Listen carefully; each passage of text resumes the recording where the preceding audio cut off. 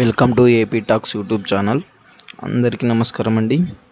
Andhra Pradesh AP ప్రజలకు లబ్ధిదారులకు good news. Andhra Pradesh ప్రభుత్వం పథకాలకు సంబంధించి నిధుల విడుదల మొదలైంది. 1480 కోట్లను ఆసరా పథకం కింద విడుదల చేసింది. విద్యా దీవెన కింద కూడా 500 కోట్ల రూపాయల నిధులు విడుదల చేస్తుంది. మిగిలిన పథకాలకు సంబంధించిన నిధులకు కూడా ఈరోజు విడుదల చేయనట్లు ప్రభుత్వం వర్గాలు తెలిపాయి. ఎన్నికల కోడ్ అమల్లో ఉండడంతో ప్రభుత్వ పథకాలకు సంబంధించిన నిధులు లబ్ధిదారులకు ఖాతాల్లో జమ చేయడానికి వీలు లేదని ఎన్నికల కమిషన్ ఆదేశించిన సంగతి మనందరికీ తెలిసిందే. ఈ నెల 13వ తేదీన పోలింగ్ పూర్తయిన తర్వాత 14వ తేదీ నుంచి నిధులు విడుదల చేయవచ్చని పేర్కొంది. దీంతో నిన్నటి నుంచి నిధుల విడుదల కార్యక్రమం ప్రభుత్వం మొదలుపెట్టింది.